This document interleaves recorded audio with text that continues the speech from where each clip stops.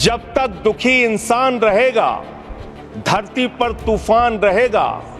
नारा लगता था रोटी कपड़ा और मकान मांग रहा है हिंदुस्तान। नारा लगता था धन और धरती बट के रहेगी, भूखी जनता चुप न रहेगी। लेकिन आज भारत को इस हालत में इन्होंने पहुंचा दिया है मान्यवर, जहां पर 3% संपत्ति 50% लोगों के पास है और 5% लोगों के पास देश की 60% संपत्ति है। धर्मनिरपेक्षता जिसका खुलेआम आप विरोध कर रहे हैं, ये एक ऐसी सरकार है। हमारे प्रधानमंत्री जी भारत के संविधान पे शपथ लेकर देश के प्रधानमंत्री बने।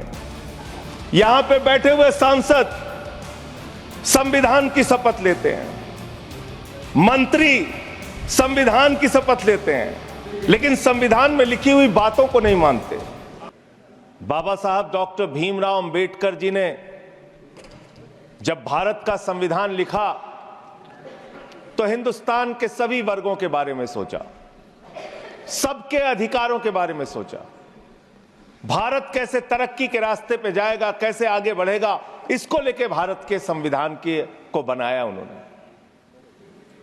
और उसमें एक एक करके जो संविधान की मूल आत्मा है वो मैं आपके सामने पढ़ना चाहूंगा कि उनकी मंशा क्या थी, हमारे संविधान की मंशा क्या है। संप्रभु राष्ट्र यानी ऐसा देश जो किसी दूसरे देश के प्रभाव प्रभुता से मुक्त है, अपने सभी निर्णय लेने के लिए पूर्णतः स्वतंत्र है और उस पर किसी बाहरी शक्ति का कोई प्रभाव नहीं होगा।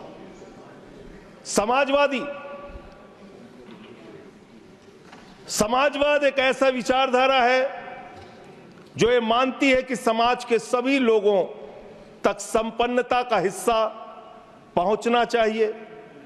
धन संपत्ति भी समाज से ही उपजती है, तो उसका बंटवारा भी शांतिपूर्ण और न्यायपूर्ण तरीकों से लोगों के बीच होना चाहिए।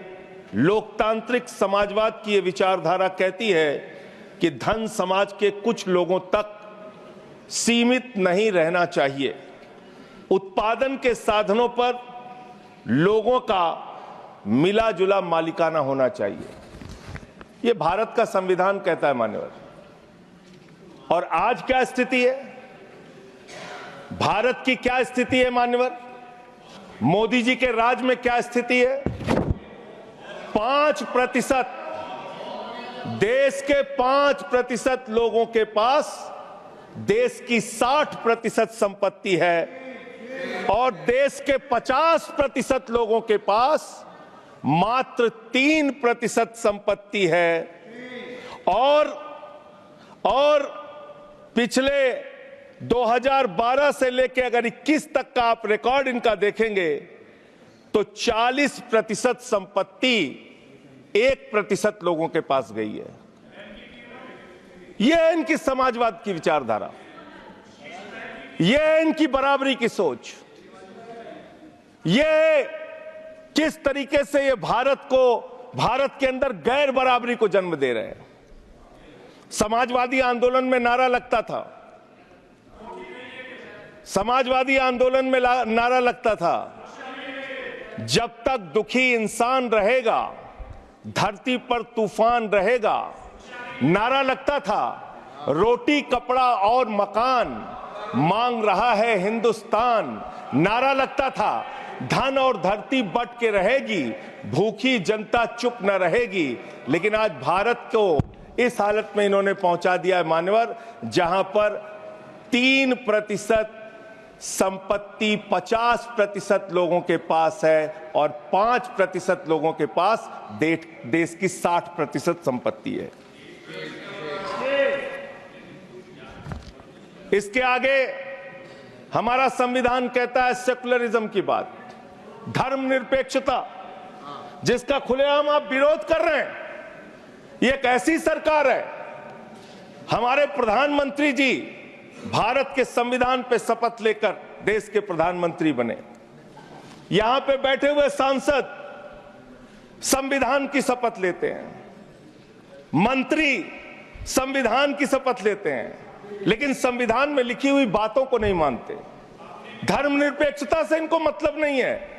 हमको अगर दर्शन करना होता है मान्यवर, तो हम काशी जाते हैं, महाकाल का दर्शन करने उज्जैन जाते हैं, प्रभु श्री राम का दर्शन करने अयोध्या जाते हैं। लेकिन भाजपाइयों को जब दर्शन करना होता है तो ये मस्जिद में भगवान का दर्शन करने जाते हैं।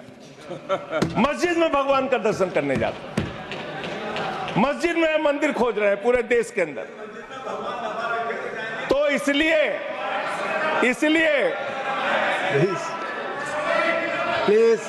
इसलिए मान्यवर, इसलिए मैं इनसे कहना चाहता हूं, कृपया घबराओ सीट पर चीखना चिल्लाना शुरू कर देते हैं। जैसे ही बोलता हूं चीखना चिल्लाना शुरू। मान्यवर, ये भारत खोदो योजना चला रहे देश में, भारत खोदो योजना। अरे मैं कहता हूं अगर इतना ही खोदना है, कल को कोई आके दावा करेगा संसद को खोद दो, कम से कम प्रधानमंत्री की डिग्री मिल जाएगी, उसका तो पता चल जाएगा कहां है। संसद खोद दो। ये भारत खोदो योजना बंद करो, इससे देश का विकास होने वाला नहीं है। आपने शिक्षा में क्या हालत की देश की। माननीय शिक्षा मंत्री जी यहां पे बैठे हुए हैं, मैं बताना चाहूंगा शिक्षा के स्तर को आपने कहां पहुंचा दिया। 11 लाख, अरे क्या क्या यहां बोला गया मैंने खूब सुना है, आप ही लोगों से सीखा है। 11 लाख बच्चों को सरकारी स्कूल से दूर किया गया। 11 लाख बच्चों को। यह देश के अंदर शिक्षा की व्यवस्था है और इसमें सबसे ज्यादा मान्यवर, अगर किसी राज्य की भागीदारी है जहां पे सबसे ज्यादा बच्चे सरकारी स्कूल से दूर हुए हैं, पिछले 8 महीने का आंकड़ा शिक्षा मंत्रालय ने लोकसभा में रखा। 11 लाख में से अकेले 7,84,000 बच्चे उत्तर प्रदेश में सरकारी स्कूलों से दूर गए। ये कर रहे हैं शिक्षा के नाम पे आप। देश की शिक्षा की व्यवस्था की हालत यह कर दी आपने। 63,000 बच्चे आसाम में सरकारी स्कूलों से दूर हुए। यह सरकार का आंकड़ा, मैं अपनी ओर से नहीं पढ़ रहा हूं।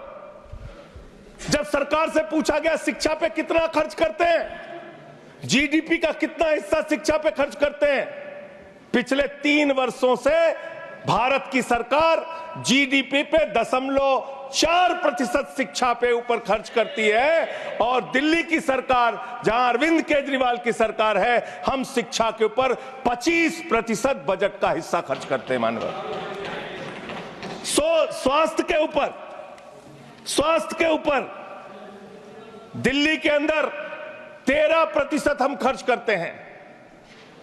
और भारत की हमारी सरकार जो अपने आप को कहती है मोदी जी की बड़ी योजनाएं हैं, बड़ी ताकतवर सरकार है, मात्र 2% स्वास्थ्य के ऊपर खर्च करती है।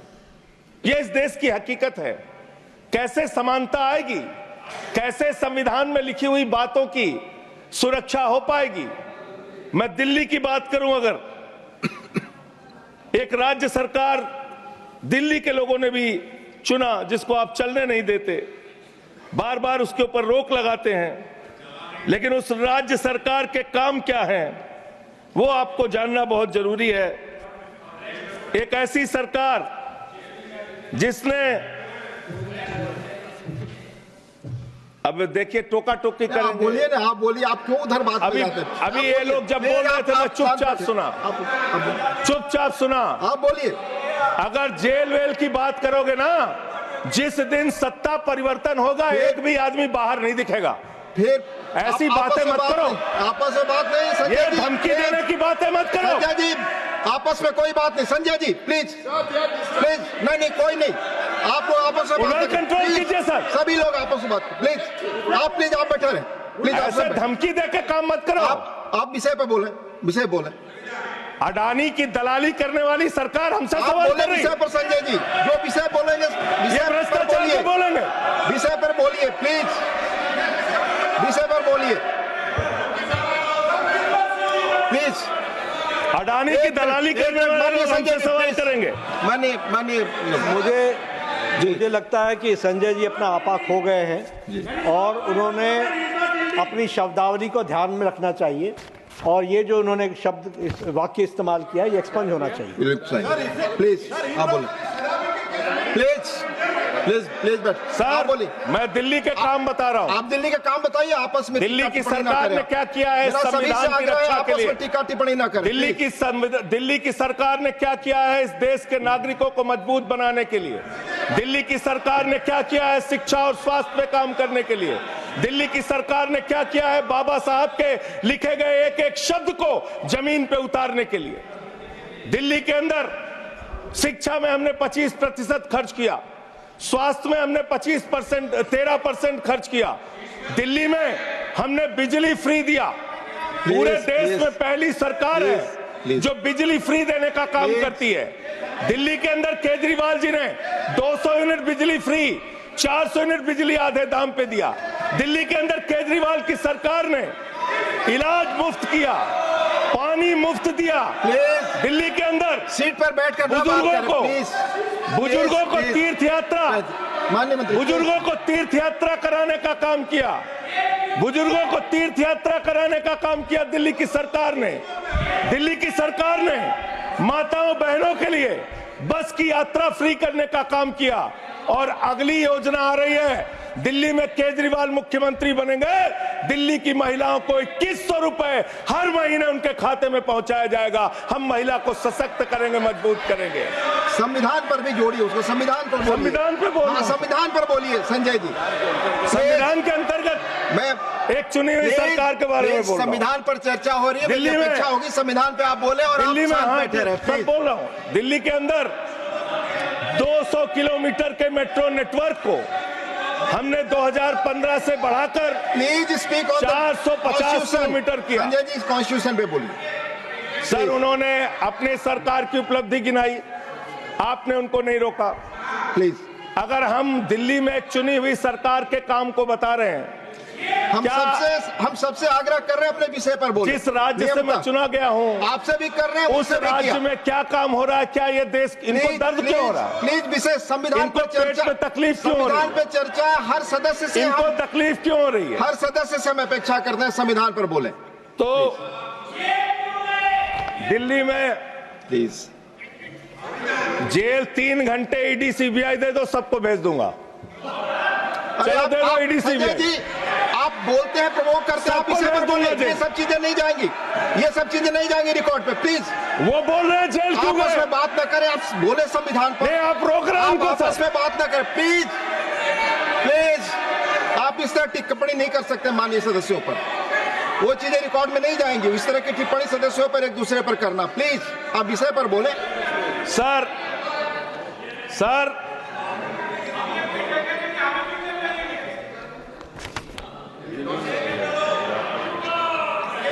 3 सर आप ही का चेहरा दिख रहा है सर।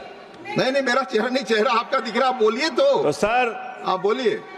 ये लोग भ्रष्टाचार के खिलाफ जब बोलते हैं, भ्रष्टाचार के खिलाफ जब बोलते हैं भाजपा के लोग, तो लगता है ओसामा बिन लादेन अहिंसा पे उपदेश दे रहा है। ये भ्रष्टाचार के खिलाफ बोलेंगे। 3,02,000 करोड़ रुपए का ठेका इन लोगों ने इलेक्टोरल बॉन्ड के नाम पे लिया सर। 3,02,000 करोड़ रुपए का ठेका इन लोगों ने इलेक्टोरल बॉन्ड के नाम पे बोलिए। विषय पर प्लीज सर, विषय पर बोलिए सर। जो आप मालूम है कि विषय पर बोले, गाय काटने वाली कंपनी से चंदा लेने वाले लोग मेरे ऊपर सवाल उठा रहे हैं। आपस में बात नहीं, गाय काटने वाली कंपनी से चंदा लेने वाले लोग। प्लीज, ये मंत्री का आचरण है। आप विषय पर बोले संजय सर। देश के अंदर एक चुनी हुई सरकार है, संविधान के तहत वो सरकार चुनी हुई है, संघीय ढांचे का जिक्र उस संविधान के अंदर किया गया है, उसको आप क्यों नहीं मानते? दिल्ली की सरकार को क्यों नहीं चलने देते? हमारे सारे काम पे रोक क्यों लगाते हैं आप? आपने सबसे बेहतरीन देश की काम करने वाली सरकार, एक ऐसी सरकार जब अमेरिका के राष्ट्रपति की पत्नी हिंदुस्तान आई तो मोदी जी ने पूरे देश का हवाला दिया। गुजरात का स्कूल देख लो, मध्य प्रदेश का देख लो, उत्तर प्रदेश का देख लो, हरियाणा का देख लो। उसने कहा हमें केजरीवाल का स्कूल देखना है, मनीष सिसोदिया ने जो स्कूल बनाया है वो स्कूल देखना है। ये काम हमने किया। आज दिल्ली के स्कूल मॉडल की चर्चा पूरी दुनिया में हो रही है। अस्पताल के मॉडल की चर्चा पूरी दुनिया में हो रही है। ये मंत्री है सरकार के। बच्चों शांत हो जाओ, बच्चों हल्ला मत करो, बच्चों शांत, बच्चों हल्ला मत करो, बच्चों शांत। मान्यवर, ये हमारा टाइम खाने की कोशिश कर रहे हैं। दिल्ली के अंदर चुनाव होने जा रहा है। चुनाव भारत के संविधान का एक बड़ा पर्व माना जाता है। संविधान ने हमें ताकत दी। अपने हिसाब से विधायक चुनिए, अपने हिसाब से सांसद चुनिए, वही मंत्री बनता है, मुख्यमंत्री बनता है, प्रधानमंत्री बनता है। दिल्ली में चुनाव क्या हो रहा है? दिल्ली में कैसे चुनाव कर रहे हैं लोग? ये महाराष्ट्र और हरियाणा का प्रयोग, चुनाव घोटाले का प्रयोग दिल्ली में करना चाहते हैं। और वो कैसे करना चाहते हैं? कैसे करना चाहते हैं? ध्यान से सुनिएगा सर प्लीज। दिल्ली के अंदर ये चुनाव घोटाले की मैं रिपोर्ट लेके आया हूं। ये रिपोर्ट आज पूरे देश को पता होनी चाहिए। दिल्ली में जो चुनाव करा रहे हैं मान्यवर, ये घपले से जीतना चाहते हैं। शाहदरा में भारतीय जनता पार्टी के एक पदाधिकारी ने 11,008 वोट कटवाने की अर्जी दी। जनकपुरी में भारतीय जनता पार्टी के 24 कार्यकर्ताओं ने 4,874 वोट कटवाने की अर्जी दी। तुगलकाबाद में भारतीय जनता पार्टी के 15 कार्यकर्ता ने 2,435 वोट कटवाने की अर्जी दी। मानिए, आप संविधान पर क्या चुनाव के बारे में बोलना गलत है? आप बैठे प्लीज। क्या संविधान के अंतर्गत चुनाव नहीं होता सर? आप बोले सर, चुनाव के बारे में बोलना गलत है। हाँ, तो ये आप गायब। फ्री एंड फेयर इलेक्शन संविधान ने दिया है। तुगलकाबाद में सर, तुगलकाबाद में एक बूथ है, बूथ नंबर 117। वहां कुल 1337 वोट हैं। उसमें से 554 वोट कटवाने की अर्जी 2 बीजेपी के कार्यकर्ताओं ने दी। पालम में भाजपा के 9 कार्यकर्ताओं ने 1641 वोट कटवाने की अर्जी दी। संजय जी, रजौरी गार्डन में सर चुनाव का अधिकार संविधान ने दिया। ऑथेंटिसिकेशन करेंगे। सर, चुनाव का अधिकार संविधान ने दिया। जो आरोप लगा रहे हैं, चुनाव के घपले पे नहीं बोलेंगे यहाँ पे प्लीज। क्या चुनाव के घपले पे नहीं बोलेंगे? इसको चुनाव हाँ ऑथेंटिकेट करूंगा, ऑथेंटिकेट करूंगा sir. I will authenticate please. मैं ऑथेंटिकेट करूंगा सर। आपकी बात सुन लिया सर। हरिनगर में आप बैठ जाए जगह पे अपनी। हरिनगर में भारतीय जनता पार्टी के 4 कार्यकर्ताओं ने 637 वोट कटवाने का आवेदन दिया। करावल नगर ने 2 कार्यकर्ताओं ने 3,260 वोट कटवाने की अर्जी दिया। मुस्तफाबाद में एक व्यक्ति ने 534 वोट मैं नहीं कर रहा। I am not एल्डिंग sir, I am not एल्डिंग। I am not एल्डिंग। नहीं सर, ऐसे आप तो फिर ऐसे अलाउ करेंगे। आपको हम समय देंगे, आप देखिए। Leader of the house. नहीं, मैं एक ही बात स्पष्ट करना चाहता हूं कि जिस संविधान ने ये ताकत दी है कि वो वोटर्स लिस्ट के बारे में जो चर्चा कर रहे हैं कि उसको कटवाने का, वो प्रोविजन भी संविधान के अंतर्गत ही है। और उसमें देखने वाली बात यह है कि ये इतने दिन सत्ता पे कहीं रोहिंग्या और बांग्लादेशी के वोटों पर तो नहीं बने हुए थे। माननीय संजय जी, इतनी शानदार बात आज की है लीडर ऑफ द हाउस ने सर। मैं इनका नमन करता हूं। इतनी बढ़िया बात इन्होंने कह दी कि मैं इसका जवाब जरूर दूंगा। सर, इन्होंने कहा कहीं ऐसा तो नहीं जिनके नाम काटे जा रहे हैं वो रोहिंग्या हैं। हमारे उत्तर प्रदेश के भाई, हमारे पूर्वांचल के भाई, हमारे यूपी बिहार के भाई जो 40-40 साल से दिल्ली में रह रहे हैं, अपने श्रम अपने खून पसीने से दिल्ली को बना रहे हैं, आप उनको रोहिंग्या करें। आप उनको रोहिंग्या करें। हिम्मत कैसे हुई आपकी? हिम्मत कैसे हुई आपकी? आप बैठे। आप हमारे पूर्वांचल के भाइयों को रोहिंग्या कहेंगे? हिम्मत कैसे हुई आपकी? हिम्मत नहीं होनी चाहिए आपकी। आगे आगे बोले। पूर्वांचल के लोगों को ये बांग्लादेशी कह रहे हैं। मैं नाम पढ़ रहा हूं। राम सिंह बसंत विहार में रहते हैं, उनका वोट कटवाया गया। राम प्लीज बैठ जाइए। बसंत विहार में रहते हैं। आप सब बैठिए, बैठिए। ये पता है सर, आपके सदन पर रखूंगा। ये हिंदू लोग हैं, हिंदू लोग हैं, इनका नाम राम है, इनका नाम राम है। राम, इनका नाम राम है। राम। प्लीज बैठे। छोटे लाल वर्मा, आप बैठे। छोटे लाल वर्मा, अंबेडकर नगर, बस्ती, आरकेपुरम, दिल्ली, इनका नाम कटवाया गया। सोनिया, अंबेडकर नगर, बस्ती, आरकेपुरम, इनका नाम कटवाने की अर्जी दी गई। संतोष कुमार, अंबेडकर नगर, बस्ती, आरकेपुरम, इनका नाम कटवाने की अर्जी दी गई। आशा, अंबेडकर नगर, बस्ती, आरकेपुरम, इनका नाम कटवाने की अर्जी दी गई। गीता, हरकेश, सुशील कुमार, नरेंद्र, सुमन, ये सारे नाम लेके आया हूं। ये हमारे यूपी के, बिहार के, ये दिल्ली में रहने वाले 40-40 साल पुराने रहने वाले लोग हैं। ये बांग्लादेशी नहीं है, ये रोहिंग्या नहीं है। इनको आपने रोहिंग्या और बांग्लादेशी कहा है। पूर्वांचल के लोग आपकी जमानतें जब्त कराएंगे दिल्ली के चुनाव में, देखना। सर आप ही दिख रहे हैं, मेरी बात तो नहीं जा रही। आप ही बोल रहे हैं। सर आपको मैंने नाम पढ़ के बता दिया, ये लिस्ट यहां रखूंगा और मैं चाहता हूं ये ऑथेंटिकेट करने के लिए आपने कहा मैं नाम दूंगा। इसकी उच्च स्तरीय जांच कराइए, कैसे इन लोगों के नाम कटवाने की अर्जी दी जा रही है। यही महाराष्ट्र में घोटाला किया इन लोगों ने, यही हरियाणा के अंदर घोटाला किया इन लोगों ने। ये चुनाव घोटाले से जीतना चाहते हैं, दिल्ली में ये चाल चलेगी नहीं, याद रखना। केजरीवाल और आम आदमी पार्टी यहाँ पे बैठी है, संविधान पर बोलिए। यहाँ पे ये चाल नहीं। संविधान पे बोल रहा हूँ। संविधान, ये चुनाव ही गड़बड़ कर देंगे, आगे बढ़िए। चुनाव ही गड़बड़ करेंगे तो संविधान कहां से बचेगा सर? चुनाव ही निपटाने पे लगे हुए ये लोग।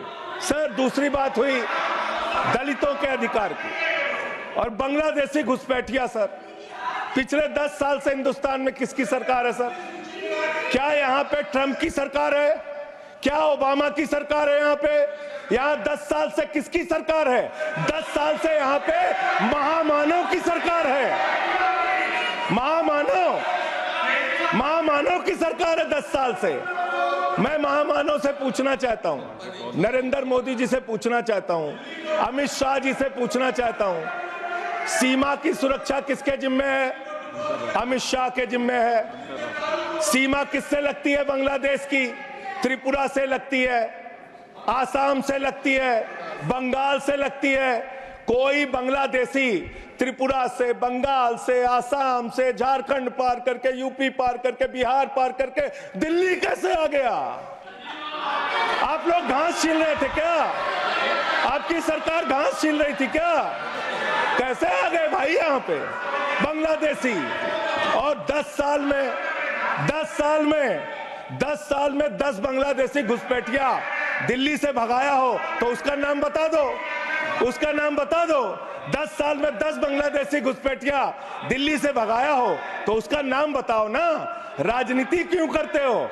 नरेंद्र मोदी का दोस्त अडानी बांग्लादेश को बिजली सप्लाई करता है। आप बिजली सप्लाई करता है। प्रधानमंत्री पर आपने भारत की बिजली चोरी करके, भारत की बिजली चोरी करके बांग्लादेशियों का घर रोशन करते हो। संविधान पर बोलिए। हमें ज्ञान बता रहे हो, प्लीज हमको ज्ञान बता रहे हो। हजारों करोड़ की बिजली चोरी करके झारखंड की बिजली। सर आप ही आ गए सर, मेरा तो नाम गायब हो जाता हूं मैं। सर झारखंड की बिजली चोरी करके, भारत की बिजली चोरी करके अडानी बांग्लादेश को पहुंचाता है। ये आप ही सब्सिडेट करेंगे इस आरोप इसको को? भी करेंगे। हाँ, करें जितना आप बोलेंगे सब हाजिर कर देंगे साहब। आप इस सब्सिडेट करेंगे, इसलिए तो आरोप आप लगा रहे हैं। हाँ, एकदम करेंगे। प्लीज। ये दोहरी नीति नहीं चलेगी। आपके लड़के कतर के शेखों के साथ बिजनेस करेंगे, दुबई के शेखों के साथ बिजनेस करेंगे, यहाँ मुसलमानों के खिलाफ हिंसा की बात करोगे। मैं एक बात इन लोगों को समझाना चाहता हूँ, दिल्ली चुनाव में आ रहे हो, शांति से आना, एकदम शांति से आना। यहाँ पे अगर गंदी राजनीति की, हिंदू मुसलमान किया, तो हमने दिल्ली वालों को सिखा दिया है। जब तुम कहोगे हिंदू मुसलमान, वो कहेंगे स्कूल अस्पताल, स्कूल अस्पताल, स्कूल अस्पताल। आपको मैं बताना चाहता हूँ, यहाँ किसी भी तरह की तानाशाही और दादागिरी दिखाने की कोशिश मत करना। दिल्ली का चुनाव मुद्दों के ऊपर लड़िए, चुनाव का घोटाला मत कीजिए। चुनाव हार रहे हो तुम 3 बार से, तो तुम सोच रहे हो वोटर लिस्ट में गड़बड़ी करा देंगे। इससे काम नहीं चलेगा सर। हम काम की बात करते हैं, दलितों के अधिकार की बात यहाँ पे हुई, दलितों के अधिकार की बात। मान्यवर एसटी, एससी, ओबीसी, ये 3 कैटेगरी, एसटी, एससी, ओबीसी, ये तीन कैटेगरी में भारत सरकार के अंदर ज्वाइंट सेक्रेटरी लेवल पे और सेक्रेटरी लेवल पे 322 अधिकारी हैं। और सरकार का आंकड़ा है, मेरा नहीं। ये क्या कह रहे हैं? ये कह रहे हैं दलित, एससी कैटेगरी के अनुसूचित जाति 16, एसटी 13, 39 ओबीसी और 254 जनरल कास्ट के लोग हैं। ये आपका दलितों, पिछड़ों और आदिवासियों के प्रति न्याय है। ये कर रहे हैं आप उनके साथ। लेटरल एंट्री के जरिए आप दलितों, पिछड़ों, आदिवासियों का आरक्षण खा रहे हैं। आप आईएएस की नौकरी में बहुत सारे बच्चे, 125 बच्चे हैं सर, जिनको इन्होंने क्रीमी लेयर के नाम पे आईएएस, पीसीएस, आईएफएस बनने से वंचित कर दिया। ये इनका इतिहास है। ये कर रहे हैं दलितों के साथ सर। मंदिरों में घुसने नहीं देते। इनकी मानसिकता ये है, इनकी मानसिकता ये है। इन्होंने अयोध्या में मंदिर का शिलान्यास किया।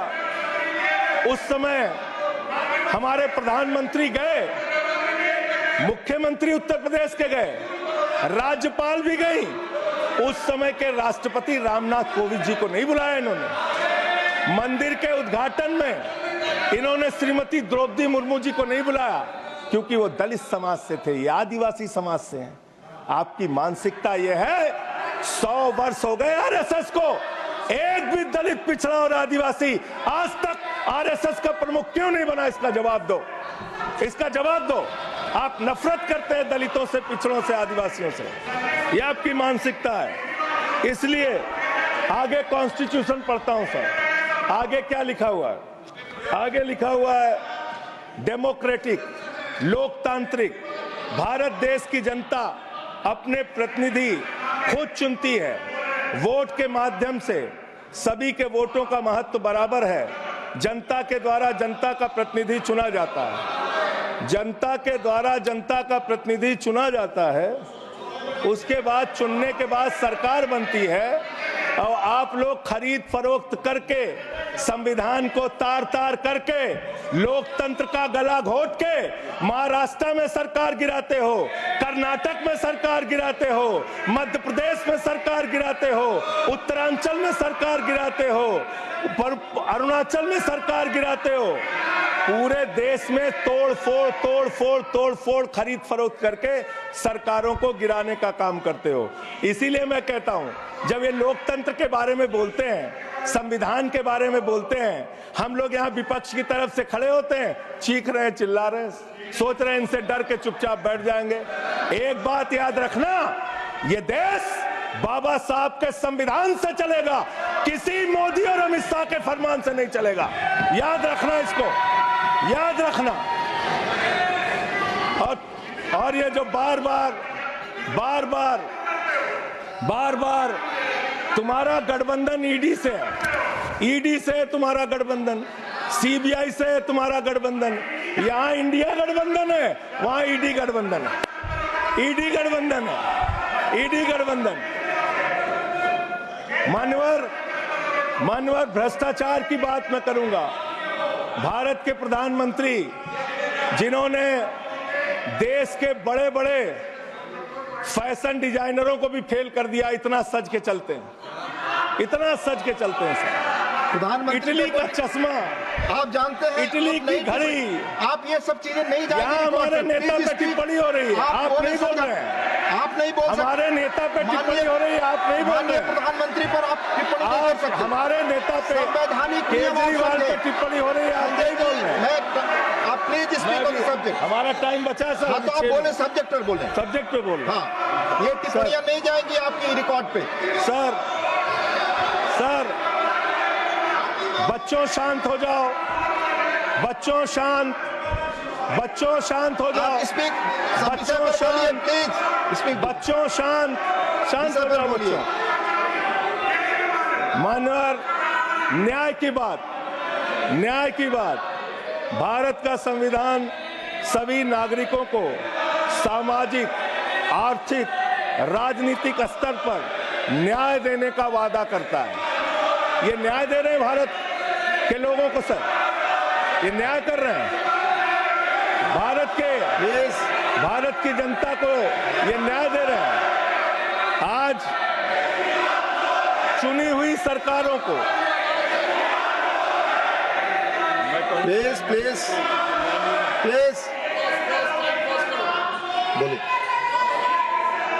बोलिए अपने विषय पे बोलिए। सर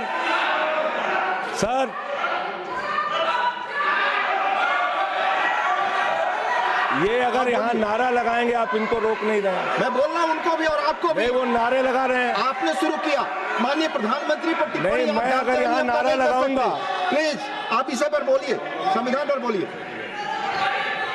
तो इसलिए मैं ये कहना चाहता हूं, जरूरत से ज्यादा उतना ही काम करो जितना ठीक लगे। आप इधर बोले, आपस में बात ना करें। जरूरत से ज्यादा मत उड़ो संजय जी, प्लीज। जरूरत से ज्यादा मत उड़ो। संजय जी, आप गली में शोर है। संजय जी, नरेंद्र मोदी चोर है। कोई बात रिकॉर्ड पे नहीं जाएगी। नरेंद्र मोदी चोर है। कोई बात रिकॉर्ड पे नहीं जाएगी। Not go, please, it will not go on the record. नहीं, please go back to your seats. नहीं, आप ये गलत, नहीं सर, आप दुरुपयोग कर रहे हैं समय का। कैसे केजरीवाल को बोल रहे हैं?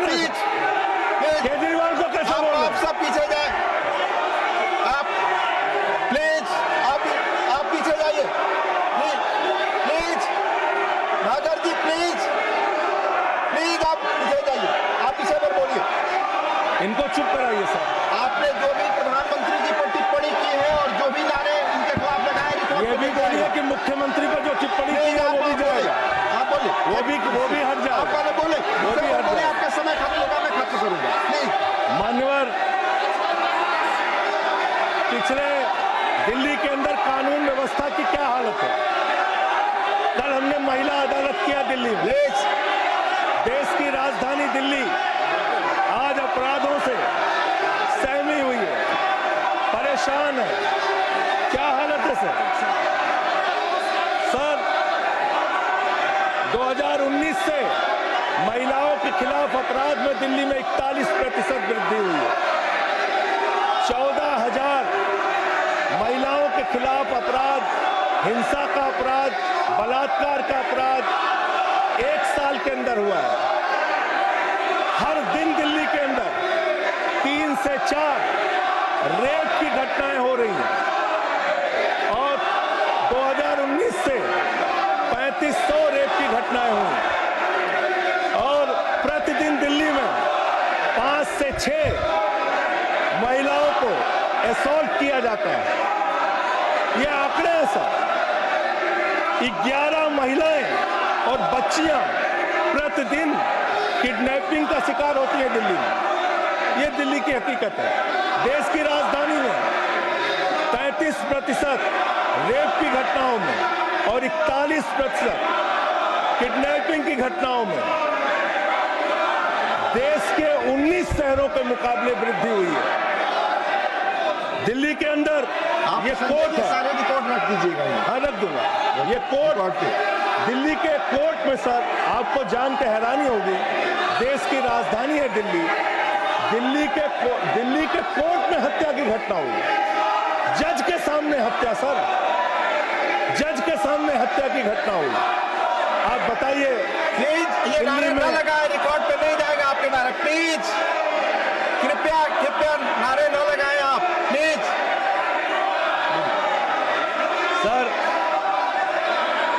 सर दिल्ली के अंदर कोर्ट में हत्या हुई।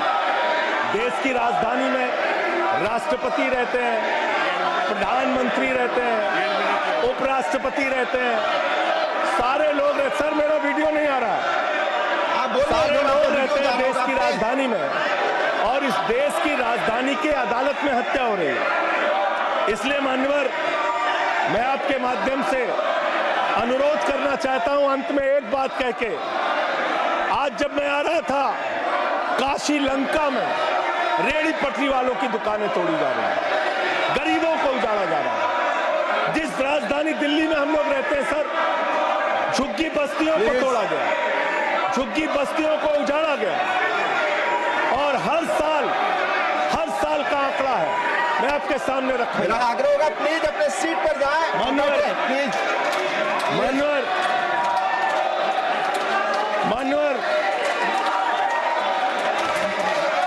एक बशीर बद्र की लाइन है, लोग टूट जाते हैं,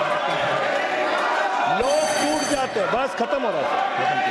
लोगों के घर उजाड़े जा रहे हैं सर, फिर आप ही का चेहरा आ रहा है सर। गरीबों को घर उजाड़ा जा रहा है दिल्ली में। बशीर बद्र की एक लाइन के साथ अपनी बात को खत्म करूंगा। लोग टूट जाते हैं एक घर बनाने में, तुम तरस नहीं खाते बस्तियां जलाने में। लोगों को उजाड़ना बंद करो। तुमने अयोध्या में उजाड़ा, तुमने काशी में उजाड़ा, तुमने दिल्ली में उजाड़ा। ये बुलडोजर राजनीति से देश का भला होने वाला नहीं है, ये चीखने चिल्लाने से कुछ नहीं होने वाला है, और तुम्हारी तानाशाही के आगे झुकेंगे नहीं कभी। धन्यवाद। ये नारेबाजी लगा के धन्यवाद संजय जी, धन्यवाद, बहुत बहुत धन्यवाद। धन्यवाद। प्लीज माननीय लीडर, प्लीज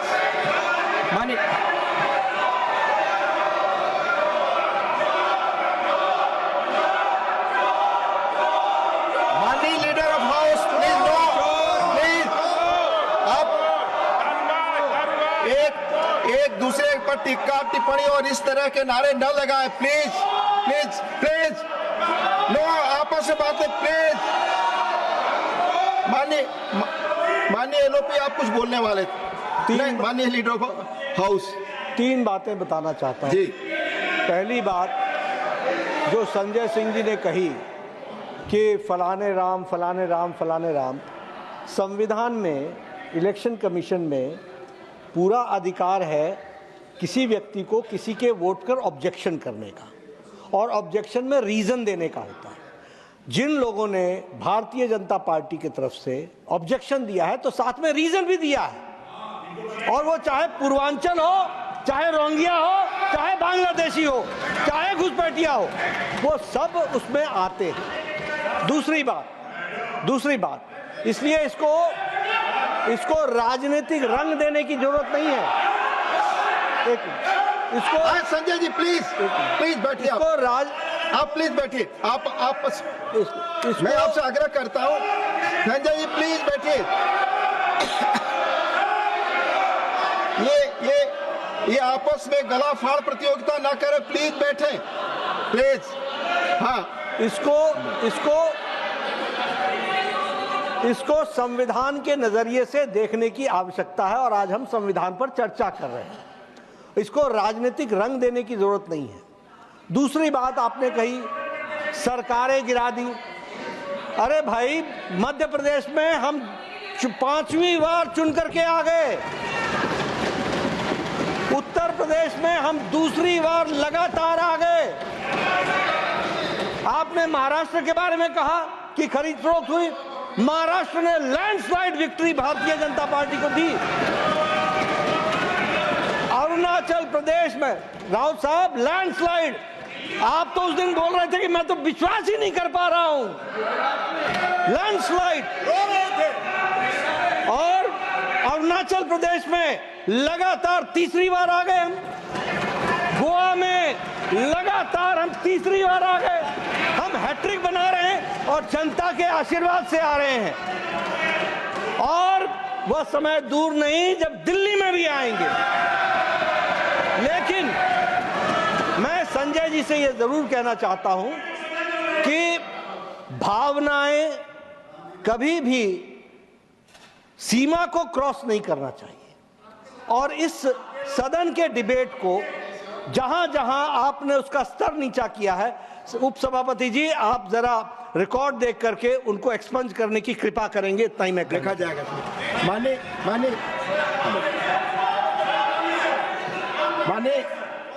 माननीय भूपेंद्र जी, आपने बीच में संकेत दिया था। माननीय भूपेंद्र जी प्लीज, आप बोल चुके हैं, प्लीज बोल चुके हैं। सर, नियम 238 है, उसके 2 बिंदु हैं। 238 का एक है, ऐसा कोई तथ्यात्मक विषय जिसमें न्यायिक विषय विचाराधीन हो। Election commission quasi judicial authority के रूप में काम करता है। आपको अगर ऑब्जेक्शन है तो वहाँ डिसीजन के लिए अभी फैक्ट पे विषय पेंडिंग है, तो ऐसे तथ्यात्मक विषय को यहाँ पर उल्लेख नहीं कर सकते क्योंकि आप खुद ही गए हुए हो। तो इलेक्शन कमीशन की क्वासी जुडिशियल डिसीजन है, आप यहाँ चर्चा नहीं कर सकते। दूसरा, 238 का 4, राज्यसभा के किसी निश्चय पर जो भी मोशन हम लेके आते हैं उसे रद्द करने का प्रस्ताव के अतिरिक्त आक्षेप नहीं करेगा। आप संविधान के अतिरिक्त जो भी बोल रहे हैं वो आप गलत बोल रहे हैं, नियमों के तहत आप उसको हटा दीजिए। धन्यवाद। माननीय संतोष कुमार पी, माननीय संतोष कुमार पी, आप बोल चुके हैं संजय नहीं। माननीय संतोष कुमार पी, माननीय संतोष कुमार पी, प्लीज आपकी बात रिकॉर्ड पे जाएगी। संतोष कुमार पी, संजय जी बैठ जाए, बैठ जाए, बैठ जाए।